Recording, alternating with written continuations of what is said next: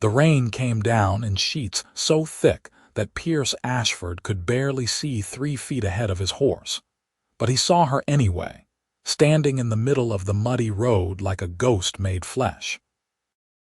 Her dress clung to her skin, her dark hair plastered against her face, and she swayed slightly as if the wind might knock her over at any moment.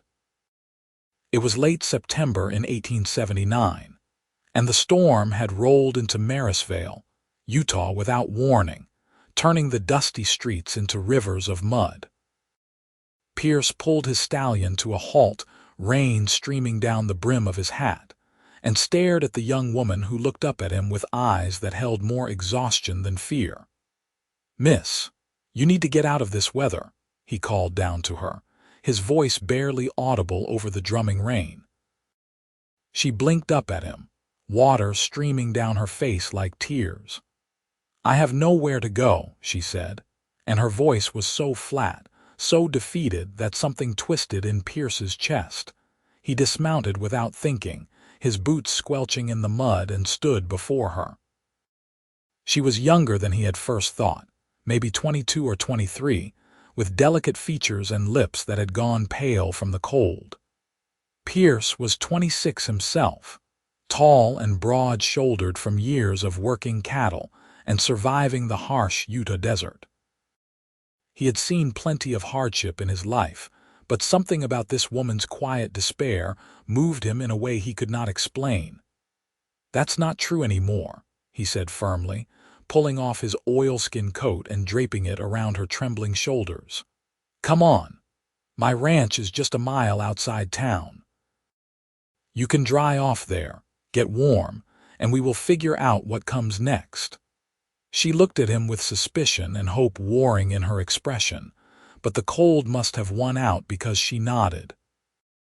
Pierce helped her up onto his horse, then swung up behind her, wrapping one arm around her waist to steady her as they rode through the storm. She leaned back against him, and he could feel how badly she was shaking. They did not speak during the ride. The rain was too loud, and Pierce sensed that she needed silence more than conversation. His ranch house came into view through the downpour, a sturdy 2-story structure built from local stone and timber.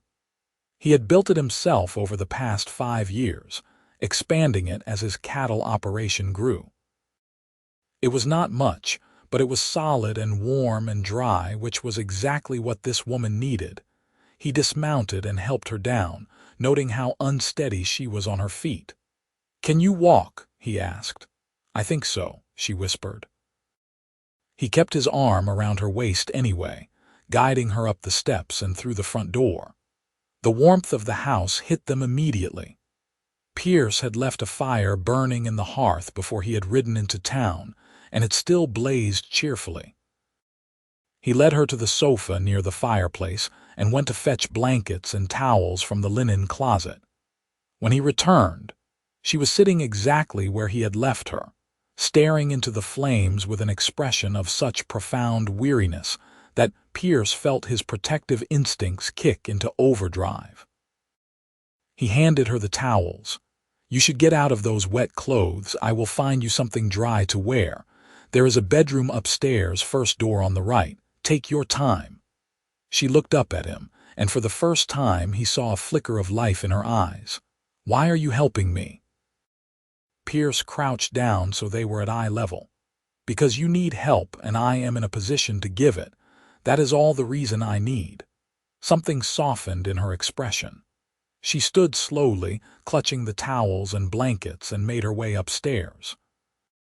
Pierce went to his own room and found one of his flannel shirts and a pair of trousers that would be far too big for her but would at least be dry and warm.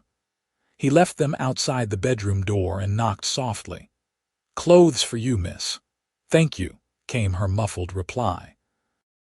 Pierce went back downstairs and busied himself making coffee and heating up the stew he had made the previous evening.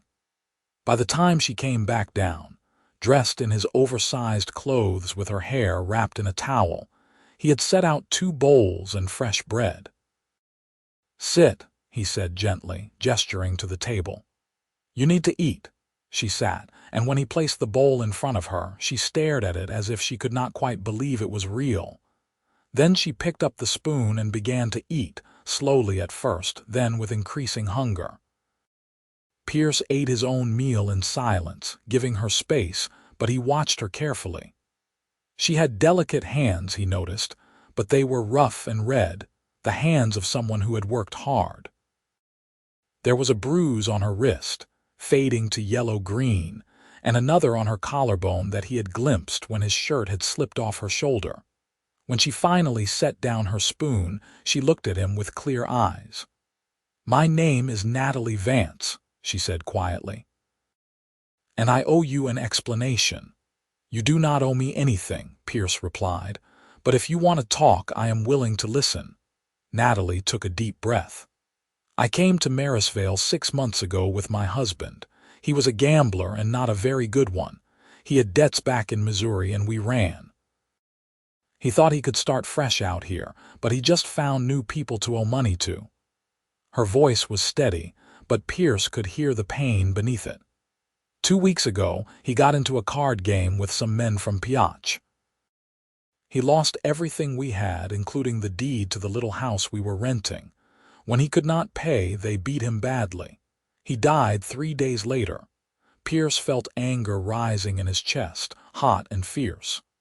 "I am sorry," he said, and meant it.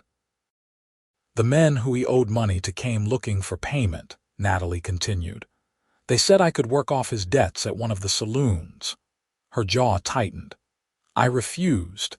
They gave me until today to change my mind or leave town. I spent my last money on a telegram to my sister in California, asking if I could come stay with her, but I have not heard back. The landlord threw me out this morning. I have been walking around town all day, trying to figure out what to do. Then the rain started and I just stopped. I could not think of where to go or what to do next." Pierce reached across the table and covered her hand with his. "You are safe here," he said firmly. "Those men will not touch you. I will make sure of it." Natalie looked down at their joined hands and a tear slid down her cheek. "You do not even know me. Why would you put yourself at risk for a stranger?" "Because it is the right thing to do," Pierce said simply. "And you are not a stranger anymore. You are someone who needs help, and I have the means to provide it. That makes it my responsibility." She laughed, a watery sound that was half sob. "You are either the most foolish man I have ever met or the kindest." "Probably a bit of both," Pierce admitted with a small smile, "but I have been called worse." Natalie wiped her eyes with the back of her hand. "What do you want in return?" The question stung, but Pierce understood it. She had learned not to trust freely. "Nothing," he said. "You can stay here as long as you need to. When you are ready, we will figure out your next steps. If you hear back from your sister and want to go to California, I will make sure you get there safely. If you want to stay in Marysvale, I will help you find honest work and a place to live. Your choices are your own." Natalie stared at him as if he were speaking a foreign language. Then slowly she nodded. "I do not know what to say." "You do not have to say anything tonight," Pierce told her. "You are exhausted. The bedroom upstairs is yours for as long as you need it. Sleep, rest, and we will talk more in the morning." She stood, still clutching his shirt around her slight frame. "Thank you, Pierce. I will not forget this kindness." After she went upstairs, Pierce sat by the fire for a long time, listening to the rain hammer against the windows. He had not been looking for complications in his life. His ranch was doing well. His cattle herd was growing, and he had been content with his solitary existence. But the moment he had seen Natalie standing in that rain, something had shifted inside him. She had looked so lost, so alone, and he had known immediately that he could not just ride past her. He thought about the men she had mentioned, the ones who wanted her to work off her dead husband's debts. Pierce knew the type. Marysvale was a small town, but it had its share of rough characters, especially with the mining operations bringing in men from all over. He would have to be careful, but he would not let them intimidate him. Natalie was under his protection now, and Pierce Ashford was not a man who backed down from a fight when it mattered. The rain continued through the night and into the next morning. Pierce woke early as always, built up the fire, and started making breakfast. He was frying eggs and bacon when Natalie came downstairs, still wearing his clothes, her hair loose around her shoulders. In the morning light streaming through the windows, he could see her more clearly. She had a heart-shaped face with high cheekbones, a straight nose, and a mouth that looked like it had once smiled often. Her eyes were a deep brown, almost black, with long lashes. She was beautiful, he realized, though she carried herself like someone who had forgotten that fact. "Good morning," he said. "I hope you slept well." "Better than I have in weeks," Natalie admitted. She looked around the kitchen, taking in the clean surfaces and the orderly arrangement of supplies. "You keep a tidy house." "I live alone," Pierce said with a shrug. "If I do not keep it clean, no one else will." "No wife?" Natalie asked, then colored slightly. "I am sorry. That was too forward." "It is a fair question," Pierce replied easily. "And no wife. I was engaged once back in Texas before I came to Utah." She decided she would rather marry a banker than a rancher. Cannot say I blame her. Banking is steadier work. Natalie took the plate he offered her. "Do you regret coming here?" Pierce thought about it as he poured coffee for both of them. "No," he said finally. "This is a hard land, but it is honest. A man can build something real here if he is willing to work for it. I like that." They ate in comfortable silence, and afterward, Natalie insisted on washing the dishes. Pierce did not argue. He understood the need to feel useful. While she worked, he went out to check on his livestock. The rain had stopped, leaving everything washed clean and smelling of wet earth. His cattle were contentedly grazing in the pasture, and his horses were safe in the barn. Everything was as it should be. When he came back inside, Natalie was sitting by the fire, mending a tear in the dress she had been wearing the night before. She looked up as he entered. "Pierce, I have been thinking. I cannot just impose on your hospitality without contributing something. If you will let me, I can help around the house.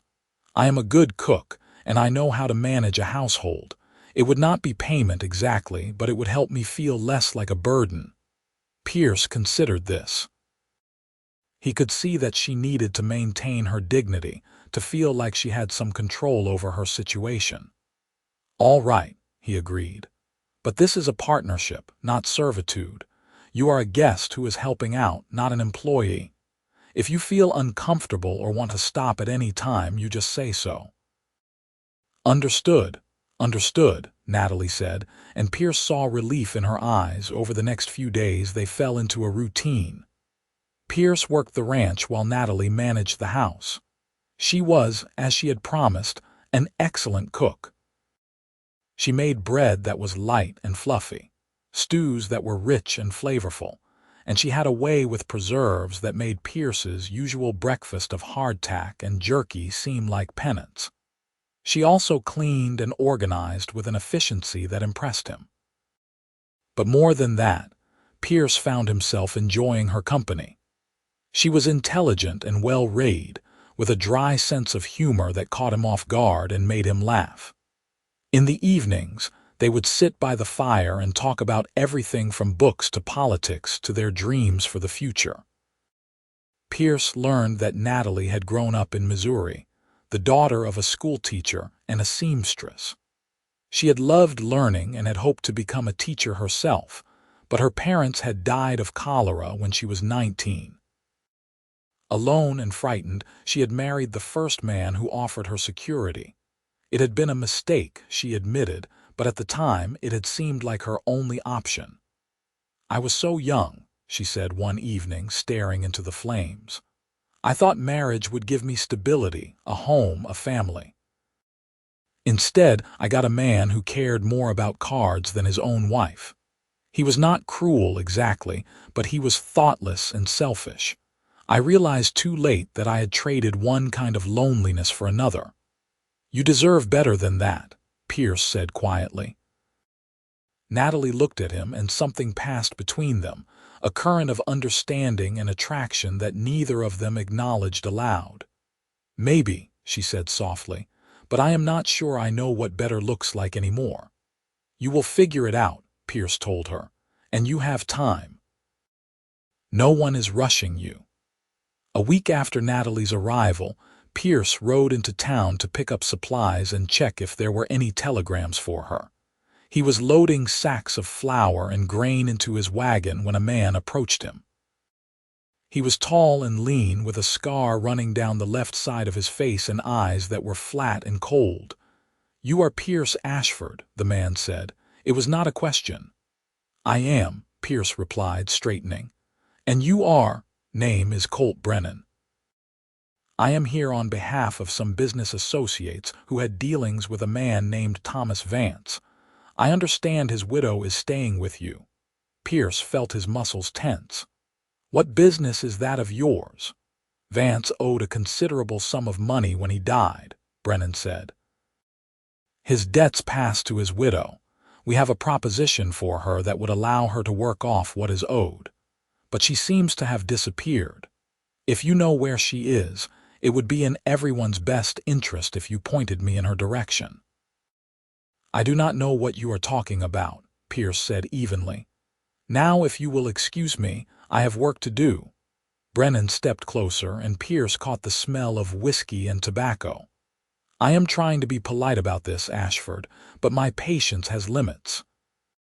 If you are hiding her, you are making yourself part of the problem, and we solve problems permanent like around here." Pierce met his gaze steadily. "If I see Mrs. Vance, I will be sure to let her know you are looking for her, but I suggest you do not threaten me again. I am not a man who responds well to intimidation." For a moment, the two men stared at each other, the tension thick between them. Then Brennan smiled, a cold expression that did not reach his eyes. "You have been warned," he said, and walked away. Pierce finished loading his wagon, his jaw tight with anger. He stopped by the telegraph office and found that there was indeed a message for Natalie. Her sister had responded, but the news was not good. She was pregnant with her fourth child and struggling to make ends meet. She did not have the resources to take Natalie in. Pierce folded the telegram carefully and put it in his pocket, feeling a weight settle over him. Natalie had been holding on to the hope of California as a lifeline. This news would hit her hard. When he got back to the ranch, Natalie was hanging laundry on the line he had strung between two posts. The sight of her in the afternoon sunlight, her hair pulled back and his shirt sleeves rolled up, did something to his heart. She looked up and waved, smiling, and Pierce felt a fierce protectiveness surge through him. She had started to look healthier in the past week, less gaunt and exhausted. There was color in her cheeks and light in her eyes. He hated the thought of dimming that light with bad news, but she deserved honesty. He helped her finish hanging the wash, then gestured toward the house. "Let us go inside. I need to talk to you about something." Natalie's smile faded. "What is wrong?" Once they were seated at the kitchen table, Pierce pulled out the telegram and handed it to her. He watched her face as she read, saw the hope drain away, replaced by resignation. She set the paper down carefully. "Well," she said, her voice steady despite the pain in her eyes. "That is that, then." "Natalie," Pierce began, but she held up a hand. "It is all right, I understand. My sister has her own family to think about. I cannot expect her to take on another mouth to feed." She took a shaky breath. "I will start looking for work in town, maybe at the general store or the boarding house. I can save up enough to rent a room somewhere." "There is something else," Pierce said. "I ran into a man named Colt Brennan in town today. He was asking about you." Natalie went pale. "What did you tell him?" "That I did not know where you were," Pierce said. "But he knows you are staying with me, or at least suspects it. He made some threats." You should not have lied for me, Natalie said, her voice rising. Pierce, these men are dangerous. If they think you are protecting me, they will come after you too. I need to leave. I need to go tonight before I bring more trouble to your door. You are not going anywhere, Pierce said firmly. He reached across the table and took both her hands in his. Listen to me. I am not afraid of Colt Brennan or anyone else. You are safe here and you are staying here. We will figure this out together.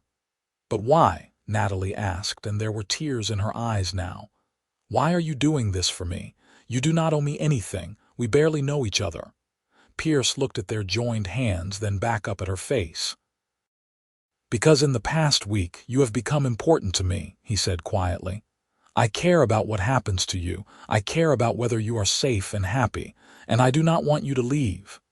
Natalie stared at him, her lips parted in surprise. Pierce, I am still a married woman legally. My husband has only been dead 2 weeks. It would not be proper for me to stay here, for us to feel anything for each other. Proper or not, I cannot change how I feel, Pierce said. And I think you feel something too. I see it in the way you look at me when you think I am not watching. I hear it in your voice when we talk by the fire at night. I am not asking you to act on it right now. I know you need time, but I am asking you to stay, to let me keep you safe, and to give whatever this is between us a chance to grow into something real. Natalie closed her eyes and tears slipped down her cheeks. I do feel something, she whispered, and that terrifies me. I married the wrong man for the wrong reasons, and it destroyed years of my life. What if I am making another mistake? What if I am just clinging to you because you saved me, because you are kind to me? Then we take it slow, Pierce said. We give it time. We get to know each other properly, and if, after all that, you decide this is not what you want, I will respect your choice. But please do not run away out of fear. You are stronger than that. Natalie opened her eyes and looked at him, really looked at him. Pierce held her gaze, letting her see everything he felt. Finally, she nodded. All right, she said. I will stay, but you need to promise me something. Anything, Pierce said. Promise me that if things get too dangerous, if Brennan and his men escalate this, you will let me go. I could not bear it if something happened to you because of me. Pierce squeezed her hands. I promise that I will do everything in my power to keep both of us safe.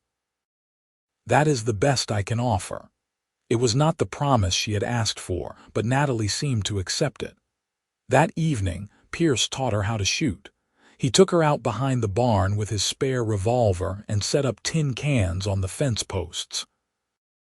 Natalie was a quick learner, and by the time the sun was setting, she could hit 3 out of 5 cans.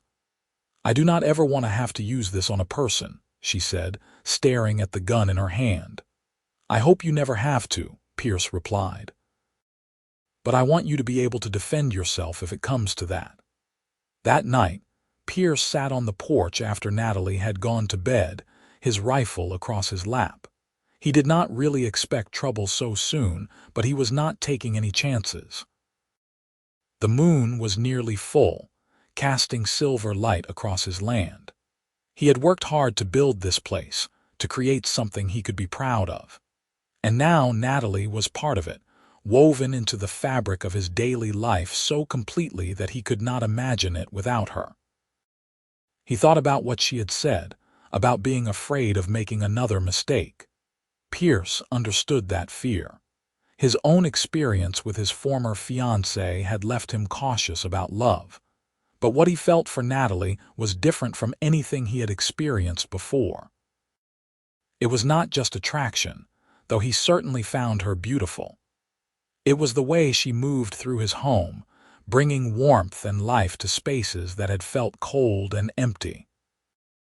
It was the sound of her laugh, the sharpness of her mind, the resilience that allowed her to face terrible circumstances without breaking. She was extraordinary, and she had no idea. The days turned into weeks, and autumn deepened around them. The cottonwood trees along the creek turned gold, and the air grew crisp and cold in the mornings. Pierce and Natalie settled into their life together with an ease that surprised them both.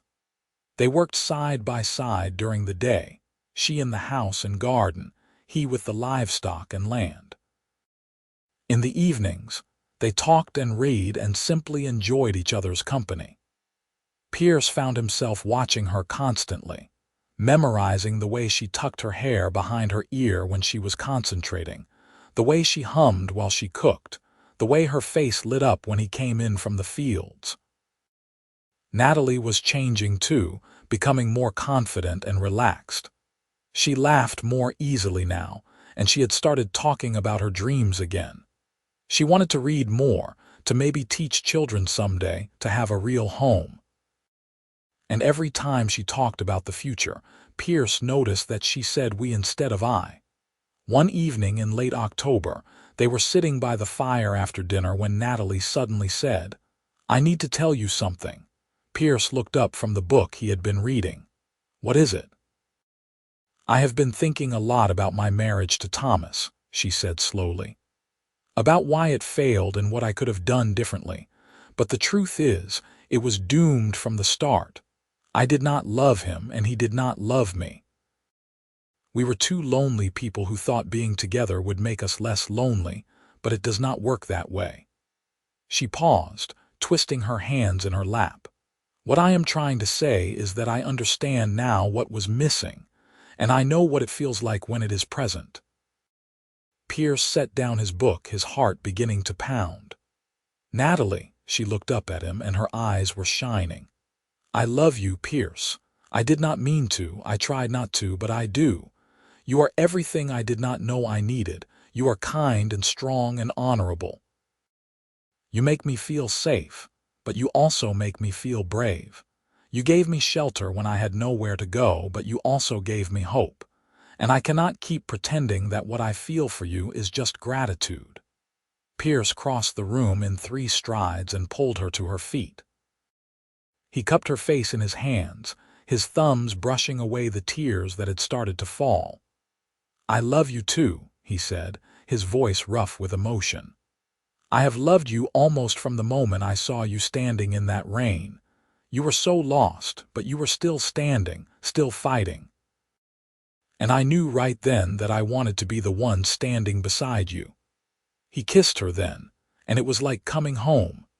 Natalie melted against him, her arms wrapping around his neck, and Pierce felt the last of his walls crumble. She tasted like cinnamon and coffee, and she fit against him perfectly. When they finally broke apart, they were both breathless. "I want to do this right," Pierce said, resting his forehead against hers. "I want to court you properly, marry you properly, build a life with you properly. But first, we need to deal with Brennan and his associates. I will not have them hanging over us like a storm cloud." Natalie's expression turned serious. "What are you going to do?" "I am going to ride into Piotch and talk to the men who Thomas actually owed money to," Pierce said. "Brennan is just a hired thug. I want to go straight to the source and settle this debt once and for all." "With what money?" Natalie asked. "Pierce, I will not let you bankrupt yourself to pay off my dead husband's gambling debts." "It is not about the money," Pierce said. "It is about ending this so we can move forward with our lives. I have been saving for years. I can afford to clear the debt and still have plenty left over. And it is worth it to me if it means you are safe and we can start fresh." Natalie looked like she wanted to argue, but instead she kissed him again. "You are the best man I have ever known," she whispered against his lips. 2 days later, Pierce rode to Piotch, a rough mining town about 30 miles from Marysvale. He left Natalie with his rifle and explicit instructions to shoot anyone who tried to enter the house without his permission. She had not been happy about him going, but she understood the necessity. Piotch was everything Pierce disliked about frontier towns: loud, dirty, and filled with men looking to make money by any means necessary. He found the men he was looking for in a saloon called the Silver Dollar. There were 3 of them, hard-eyed men who looked up when Pierce approached their table. I am here about Thomas Vance's debt, Pierce said without preamble. I understand he owed you money when he died. The oldest of the three, a barrel-chested man with graying hair, leaned back in his chair. He did, $300, and you are, Pierce Ashford. Natalie Vance is staying at my ranch. I am here to settle the debt and close this matter. Is that so? The man said, a slow smile spreading across his face. 300 is a lot of money. What is the widow to you that you would pay it? That is my business, Pierce said evenly. Do you want the money or not? The man studied him for a long moment, then nodded. I want the money, but I want to make sure we understand each other first. Vance played a dishonest game. He cheated, got caught, and that is why things got rough. His widow does not owe us anything because the debt was voided when we discovered the cheat. I already sent word to Brennan to drop the matter, but he has been out of touch. Pierce felt ice slide down his spine. You are saying there is no debt? That is exactly what I am saying, the man confirmed. Colt Brennan was supposed to collect before we found the marked cards. Once we knew Vance was a cheat, the debt was off the books. Brennan must not have gotten the message, or he decided to collect anyway and pocket the money himself. Where can I find him? Pierce asked, his voice dangerously quiet. He usually works out of Marysvale, the man said. Has a room above the saloon there. But if he has been pressuring the widow, he has been doing it on his own initiative, not ours. You might want to have a word with the sheriff. Pierce thanked them tersely and rode back to Marysvale as fast as his horse could carry him. His mind was racing. If Brennan had been acting alone, trying to extort money that was not actually owed, then he was even more dangerous than Pierce had thought. A man like that would not take kindly to being thwarted.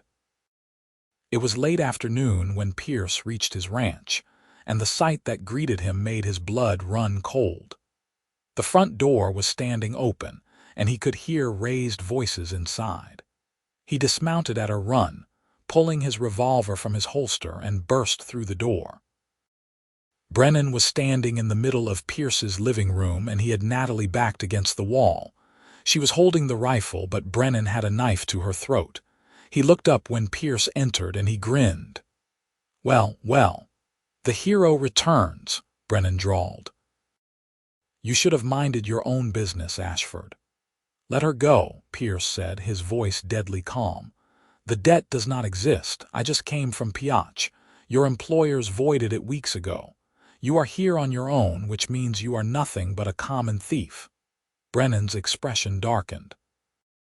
They had no right to void it. I did the work. I tracked Vance down. I am owed compensation. You are owed nothing, Pierce said. And if you hurt her, I will kill you where you stand. Big talk from a man whose woman I am holding at knife point, Brennan sneered. But Pierce saw the uncertainty in his eyes. This was not going the way Brennan had planned. Natalie, Pierce said softly, remember what I taught you. Natalie's eyes flicked to his, and Pierce saw understanding dawn. In one fluid motion, she stomped down hard on Brennan's instep and twisted away from the knife. Pierce fired, and Brennan howled, dropping the knife as Pierce's bullet tore through his shoulder. The man fell to his knees, clutching his wound. Pierce crossed the room and kicked the knife away, then hauled Brennan to his feet. You are going to walk out of here, and you are going to leave Utah. If I ever see you near my ranch or anywhere near Natalie again, I will not aim for your shoulder. Do you understand me? Brennan glared at him with hatred, but he nodded. Pierce marched him outside and onto his horse, then slapped the animal's rump. The horse bolted, and Brennan barely managed to stay in the saddle as it galloped away. Pierce turned back to the house and found Natalie standing in the doorway, the rifle still in her hands. She was trembling. He took the rifle from her gently and pulled her into his arms. It is over, he murmured into her hair. You are safe. I promise you it is over. Natalie clung to him, and he felt her tears soaking through his shirt. "I was so scared," she whispered. "He broke in through the back window. I heard him too late." "You did everything right," Pierce told her. "You kept him talking until I got here, and you used what I taught you to get away from him. You were so brave." They stood there for a long time, holding each other as the sun set and the sky turned purple and gold. Finally, Natalie pulled back enough to look up at him. "Pierce, I do not want to wait anymore. I do not want to do this slowly or properly. I want to marry you as soon as possible. Life is too short and too uncertain to waste time." Pierce felt his heart soar. "Are you sure? People will talk. It has not even been 2 months since your husband died." "Let them talk," Natalie said fiercely. "I do not care what anyone thinks. I love you and I want to be your wife. I want to build a life with you here on this ranch in this house. I want everything with you." Pierce kissed her, pouring all his love and relief and joy into it. "Then let us go to town tomorrow and talk to the preacher," he said. "I will marry you as soon as he can arrange it." They went into town the next day, and the preacher, a kind elderly man named Reverend Paulson, agreed to marry them the following Saturday. It would be a small ceremony, just the two of them and a couple of witnesses, but that was all they needed. Pierce bought Natalie a simple gold wedding band, and she insisted on buying him one as well. The days leading up to the wedding were a blur of preparation. Natalie made herself a dress from fabric Pierce bought her, a lovely blue cotton that matched her eyes. Pierce cleaned the house from top to bottom and arranged for a photographer to come out from the next town over to take their wedding portrait. On Saturday morning they rode into Marysvale together. Natalie looked beautiful in her new dress, her hair pinned up, and a spray of wildflowers tucked behind her ear. Pierce wore his best suit, and he could not stop smiling. The ceremony was simple and heartfelt. Reverend Paulson spoke about love and commitment, about building a life together through hardship and joy. When it came time for their vows, Pierce took Natalie's hands and looked into her eyes. "Natalie, the day I found you in the rain was the luckiest day of my life. You were lost, and I was alone, and somehow we found each other.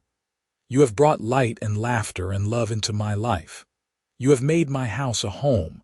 I promise to protect you, to cherish you, to stand beside you no matter what comes. I love you with everything I am, and I will love you until my last breath." Natalie was crying, but she was smiling too. "Pierce, you gave me hope when I had none. You showed me what real love looks like. You are my shelter, my partner, my best friend. I promise to build a life with you, to support you, to love you with all my heart. You told me I was not alone anymore, and you were right. I will never be alone again because I have you." They exchanged rings, and when Reverend Paulson pronounced them husband and wife, Pierce kissed Natalie with such tenderness that the two witnesses, an older couple who ran the general store, dabbed at their eyes with handkerchiefs. They had dinner at the town's small restaurant, then rode back to the ranch as the sun was setting. When they reached the house, Pierce dismounted and helped Natalie down, but instead of letting her walk to the door, he swept her up into his arms. "What are you doing?" she laughed. "Carrying my bride over the threshold," Pierce said, grinning. "It is tradition." He carried her inside and set her down gently in the middle of the living room. Then he cupped her face in his hands and kissed her again, deeper this time, with all the passion and desire he had been holding back. Natalie responded with equal fervor, her fingers tangling in his hair, her body pressed against his. They made their way upstairs, pausing every few steps to kiss and touch and murmur endearments. When they finally reached the bedroom, Pierce was gentle and patient, taking his time to show Natalie how much he loved her. She was shy at first, but as the night wore on, she blossomed under his touch, giving herself to him completely. It was everything Pierce had imagined and more, a perfect joining of bodies and souls.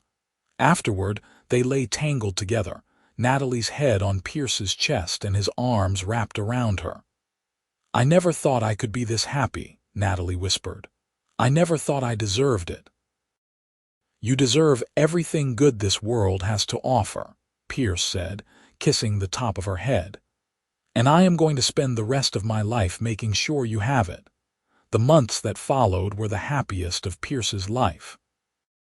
He and Natalie settled into married life with an ease that felt destined. She was not just his wife but his true partner. She helped him with the ranch, learning to care for the animals and even assisting with the branding and roundups. She was fearless and competent, and the ranch hands Pierce hired for the busy seasons respected her as much as they did him. In return, Pierce supported Natalie's dream of teaching. They converted one of the spare rooms into a small schoolroom, and Natalie began offering lessons to the children of nearby ranchers and townspeople. She was a natural teacher, patient and encouraging, and the children adored her. Watching her with the students, seeing the joy and fulfillment on her face, made Pierce fall in love with her all over again. Winter came, and they spent the long, cold evenings by the fire, planning for the future. They wanted to expand the ranch, buy more cattle, maybe even start breeding horses. But more than that, they wanted a family. "I want children with you," Natalie said one night as they lay in bed, snow falling softly outside the window. "I want to fill this house with laughter and life." "How many children are we talking about?" Pierce asked, smiling. "At least 3, Natalie said decisively. "Maybe 4. I want a big family, Pierce. I want our children to grow up knowing they are loved and safe, that they have a home that will always be here for them." "Then that is what we will have," Pierce promised. In the spring of 1880, Natalie discovered she was pregnant. Pierce was over the moon, hovering over her and fussing until she laughingly told him to stop treating her like she was made of glass. But as her belly grew, Pierce could not help but feel a sense of wonder and fierce protectiveness. This was his child, his and Natalie's, a new life they had created together. Natalie continued teaching until she was too far along to comfortably stand for long periods. The students made her cards and brought her gifts, and several of the mothers offered to help when the baby came. The community had fully accepted Natalie as Pierce's wife, and any gossip about the speed of their courtship had long since died down. On a warm September evening, almost exactly 1 year after they had met, Natalie went into labor. Pierce sent for the midwife, a capable woman named Mrs. Henderson who had delivered half the babies in the county. The labor was long and difficult, and Pierce spent most of it pacing the hallway outside their bedroom, his heart in his throat every time he heard Natalie cry out. Finally, just as the sun was rising, he heard a different sound, the lusty wail of a newborn baby. Mrs. Henderson opened the door, her face wreathed in smiles. "Congratulations, Mr. Ashford. You have a son." Pierce nearly fell over in his rush to get into the room. Natalie was propped up against the pillows, exhausted but radiant, and in her arms was a tiny bundle wrapped in a blanket. Pierce approached slowly, his throat tight with emotion. "Meet your son," Natalie said softly, and she pulled back the blanket to reveal a small, red-faced baby with a shock of dark hair. Pierce sat on the edge of the bed and stared at the child in awe. "He is perfect," he whispered. "You are perfect. I do not even have words for what I am feeling right now." "I know," Natalie said, smiling up at him. "I feel it too." They named their son Peter Thomas Ashford, the middle name a nod to Natalie's late first husband, a complicated acknowledgement that the painful parts of her past had led her to this moment of joy. Little Peter was a healthy, happy baby, and he had his mother's dark eyes and his father's stubborn chin. Life with a newborn was chaotic and exhausting, but Pierce and Natalie navigated it together. Pierce was a hands-on father, changing diapers and walking the floor with Peter when he was fussy. Natalie resumed teaching part-time when Peter was 6 months old, bringing him with her to the schoolroom and letting the older girls fuss over him. The ranch continued to prosper.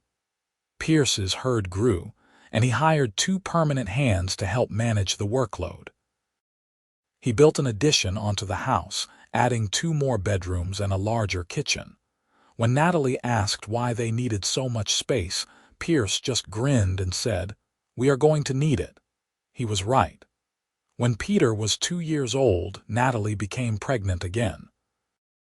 This time, she gave birth to twin girls, Emma and Clara. The house was suddenly full of noise and laughter and the pattering of little feet. Pierce could barely keep up with the demands of 3 children under the age of 3, but he would not have traded it for anything. Natalie thrived as a mother. She was patient and loving, but she also taught her children to be strong and independent. She resumed teaching when the twins were old enough, and the schoolroom echoed with the sounds of learning and discovery.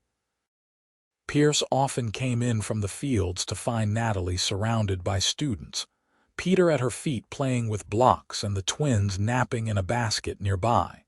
In the evenings, after the children were in bed, Pierce and Natalie would sit on the porch and watch the sun set over the mountains. "Do you remember the night we met?" Natalie asked one evening, her hand in his. "Every detail," Pierce said. "You were standing in the rain, looking so lost. I remember thinking you were the bravest person I had ever seen because you were still standing." "I thought you were crazy," Natalie admitted with a laugh. "This stranger offering me help, asking for nothing in return. I did not believe people like you existed." "I almost rode past you," Pierce confessed. "I was tired and wet and just wanted to get home, but something told me to stop." "It was the best decision I ever made." Natalie leaned her head on his shoulder. "You saved me that night, Pierce, but you did more than that. You gave me a reason to believe in love again, in myself again. You gave me a home and a family and a future. You gave me everything." "We gave each other everything," Pierce corrected gently. "You saved me too, Natalie. I was just existing before you came along. You made me feel alive again." They sat in comfortable silence, watching their ranch, their land, their life spread out before them. In the distance, they could see the cattle grazing peacefully. The garden Natalie had planted was lush and green. The house behind them was filled with the sounds of their children's soft breathing as they slept. The years continued to pass, bringing new challenges and new joys. Peter grew into a serious, thoughtful boy who loved working with his father on the ranch.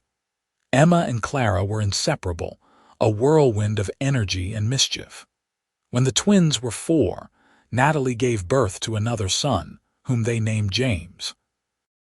He was a happy, easygoing baby who seemed to roll with whatever chaos his older siblings created. Natalie's school continued to grow, and eventually, Pierce helped her build a proper schoolhouse on their property. Children came from miles around to learn from Mrs. Ashford, who was known throughout the county as a gifted teacher. Pierce was immensely proud of her, of the difference she was making in these children's lives. The ranch also continued to expand.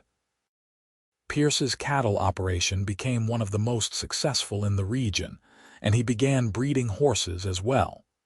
He earned a reputation as an honest, fair businessman, and other ranchers sought his advice and partnership. But no matter how busy he became, Pierce always made time for his family.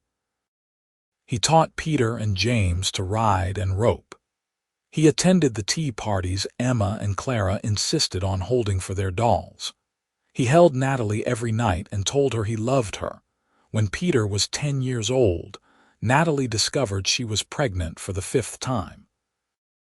They had not been planning for another child, but they welcomed the news with joy. This pregnancy was harder than the others, and Natalie spent the last few months on bed rest. Pierce hovered constantly, worried but trying not to show it. The children tiptoed around the house, unusually quiet and well-behaved. In the spring of 1890, Natalie gave birth to their last child, a daughter they named Rose. She was tiny and perfect, with Natalie's delicate features and Pierce's strong spirit. The older children were enchanted with their baby sister, and Peter especially took his role as big brother seriously. After Rose was born, the doctor advised that Natalie should not have any more children. Pierce was fine with that. They had 5 healthy, wonderful children, more blessings than he had ever thought to ask for. His family was complete. As the children grew older, the house became even more lively. Peter showed a natural talent for ranching and worked alongside his father every day. Emma discovered a love of music and spent hours at the piano Pierce had bought for Natalie. Clara had her mother's gift for teaching and often helped in the schoolhouse. James was the adventurer, always exploring and getting into minor scrapes. And Rose, the baby, was utterly spoiled by her entire family but remained sweet and kind-hearted. Pierce and Natalie watched their children grow with pride and sometimes a touch of melancholy. The years were passing so quickly. Peter was nearly a man now, tall and capable. The twins were beautiful young women. James was growing like a weed, and Rose was no longer a baby but a bright, curious girl. One evening, as they sat on the porch as had become their custom, Natalie said, "We have built a good life here, have we not?" "The best life," Pierce agreed. "Better than I ever dreamed possible." "Do you ever think about that night?" Natalie asked. "About what would have happened if you had not stopped?" Pierce took her hand and brought it to his lips. "I think about it sometimes, and it terrifies me. Because I came so close to riding past you, to never knowing you, to never having any of this." "But you did not," Natalie said firmly. "You stopped. You helped me. You loved me, and look what we have created together." Pierce looked out at the ranch, at the sprawling house filled with their children, at the land he had worked so hard to tame and cultivate. "I told you that night that you were not alone anymore," he said. "That you had somewhere to go. But the truth is, I was the one who needed saving. I was alone, and I did not even know it. You gave me a family, Natalie. You gave me a purpose beyond just surviving. You gave me love." Natalie squeezed his hand. "We gave each other those things. That is what makes it so special." As the sun set, painting the sky in shades of orange and pink, Pierce pulled Natalie closer. Inside the house, they could hear the sounds of their children arguing good-naturedly over a game. A dog barked somewhere in the distance. The evening breeze carried the scent of sage and wildflowers. "I love you," Pierce said softly. "I have loved you from the moment I saw you standing in that rain, and I will love you until the day I die and beyond." "I love you too," Natalie replied. "More than words can express. You are my everything, Pierce Ashford." They sat together as the stars began to appear. Two people who had found each other in the midst of a storm and built a life more beautiful than either had dared to dream. The little girl who had stood in the rain with nowhere to go had found a home. And the lonely rancher who had offered her shelter had found the family he had not known he was missing. Years continued to unfold like the pages of a treasured book. Peter eventually married a sweet girl from town named Sarah, and they built a house on the far edge of the ranch property. Pierce gave them a portion of land and cattle to start their own operation, though Peter continued to work closely with his father. Emma married a musician from Salt Lake City and moved away, though she visited often with her growing family. Clara became a teacher like her mother and took over the schoolhouse full-time. James, true to his adventurous nature, went to California to seek his fortune but wrote home regularly and visited every Christmas. Rose, the baby of the family, surprised everyone by studying law and becoming one of the first female lawyers in Utah. Through it all, Pierce and Natalie remained the steady center of their family's universe. They celebrated births and mourned losses. They weathered hard winters and drought-filled summers. They saw the wild frontier they had known slowly transform into something more civilized, with railroads and telephones and automobiles. But their love never changed. It only grew deeper and stronger with each passing year. On their 20th anniversary, Pierce took Natalie back to the spot where they had first met. It was a warm September evening, and he had arranged everything carefully. When they reached the place in the road, Pierce dismounted and helped Natalie down. "You know where we are?" he asked. Natalie looked around, and recognition dawned in her eyes. "This is where you found me." 20 years ago tonight," Pierce confirmed. "Right here in this spot, my life changed forever." He pulled a small box from his pocket and opened it to reveal a beautiful necklace with a pendant shaped like a raindrop set with diamonds. "I had this made for you, to commemorate the night the rain brought you to me." Natalie's eyes filled with tears as Pierce fastened the necklace around her neck. "It is beautiful," she whispered. "Not nearly as beautiful as you," Pierce said. "Natalie, these past 20 years have been the greatest gift of my life. You have given me 5 incredible children, a home filled with love, and more happiness than any man deserves. I am so grateful that I stopped that night, that I found you, that you trusted me enough to come home with me." "I am grateful too," Natalie said, touching the pendant at her throat. "For all of it, for every moment we have shared, every challenge we have overcome together. You are my great love, Pierce. The love I thought I would never find." They kissed as the sun set, just as they had done thousands of times before on their porch. But this kiss felt special, a reaffirmation of everything they had built and everything they still had to look forward to. As they rode back to the ranch, Natalie said, "When we are very old and our children ask us to tell them our story, what will you say?" Pierce thought about it for a moment. "I will tell them that sometimes the best things in life come when you least expect them, that kindness and courage can change everything, and that true love is worth fighting for, worth believing in, no matter how lost you might feel." "That is a good answer," Natalie said. "I will tell them that home is not just a place, it is a person, and that I found my home in you." They reached the ranch as the first stars appeared, and their children came out to greet them, along with Peter's wife and their 2 grandchildren. The house glowed with warm light, and the sound of laughter and conversation spilled out into the evening air. Pierce helped Natalie down from her horse and kept his arm around her waist as they walked toward their family. He thought back to that rainy night 20 years ago, to the young woman standing alone with nowhere to go, to his own lonely existence. And he marveled at how much could change in a heartbeat, in a single decision to stop and help someone in need. "Thank you for stopping," Natalie said quietly, as if reading his thoughts. "Thank you for trusting me," Pierce replied. Hand in hand they walked into their home, surrounded by the family and life they had built together. The rain that had brought them together was long past, but its gift remained. A love that had weathered every storm and only grown stronger, a testament to the power of compassion, courage, and 2 hearts that had found their way to each other when they needed it most. As the years rolled forward into the new century, Pierce and Natalie aged gracefully together.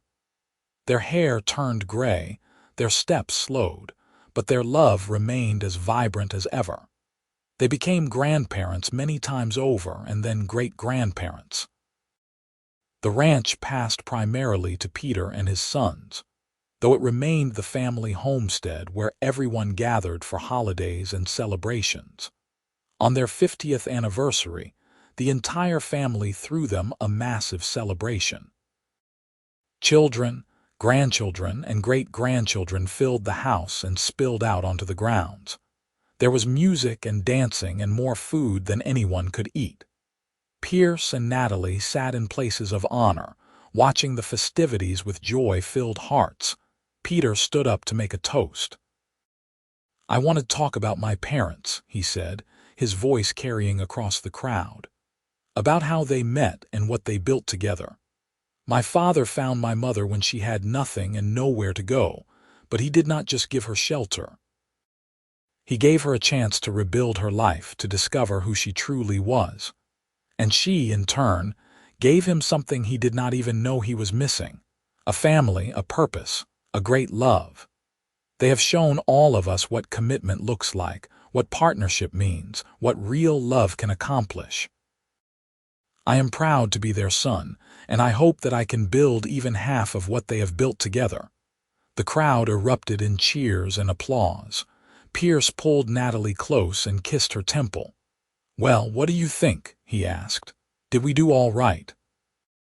Natalie looked around at the sea of faces, at the children and grandchildren who bore their legacy forward. "We did better than all right," she said. "We did magnificently." They danced that night, moving slowly to a waltz, wrapped in each other's arms as they had been for 50 years. Their family watched with love and admiration, seeing in these two elderly people the passion and devotion that had built an empire of love. Pierce Ashford lived to the age of 84, surrounded by his family, with Natalie holding his hand. His last words were, "Best decision I ever made was stopping that night. I love you, my darling. I will find you again." Natalie survived him by 2 years, spending her remaining time surrounded by her children, and writing down the story of their life together, so that future generations would know how a moment of kindness in a rainstorm had led to a lifetime of love. She passed peacefully in her sleep, and her children found her manuscript on her bedside table with a note. "This is for all of you, so you will always know that love is real, that hope matters, and that every person deserves kindness. Your father gave me all of this when I had nothing. We gave each other everything. Remember that." The family buried Pierce and Natalie side by side on a hill overlooking the ranch, under the shade of an old cottonwood tree. On their shared headstone, their children had inscribed, "He found her in the rain. She found home in him."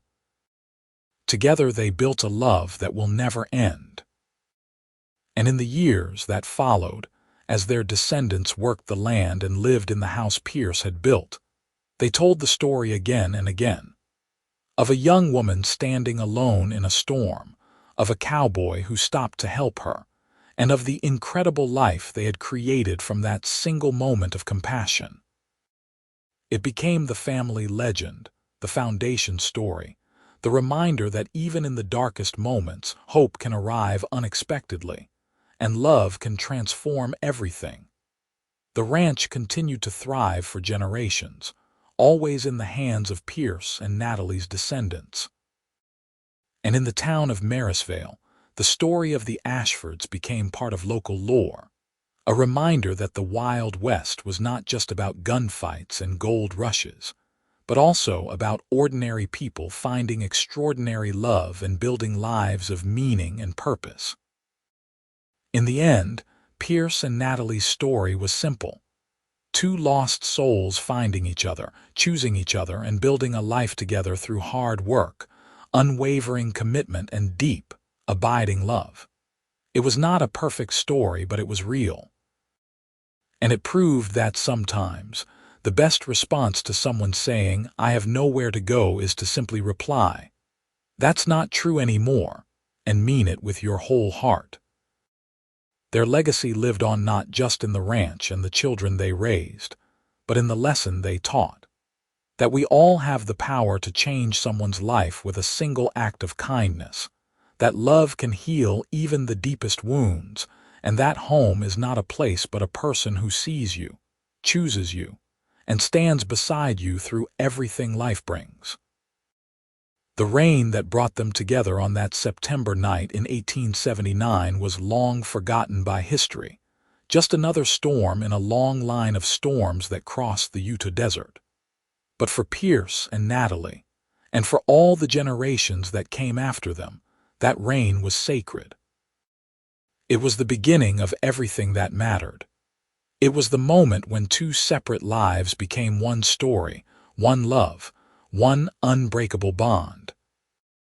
And if you visit Marysvale today, you might still hear old-timers talk about the Ashfords, about the cowboy and the woman in the rain, about the love that built an empire and lasted beyond death itself. They will tell you that true love exists, that it is worth waiting for, worth fighting for, worth believing in. And they will point to Pierce and Natalie's story as proof, because in the end, that is what mattered most, not the cattle or the land or the money, but the love. The fierce, enduring, transformative love that began with a stranger offering shelter to someone who had nowhere to go and saying, with absolute certainty and infinite kindness, "That's not true anymore." 4 simple words that changed everything forever.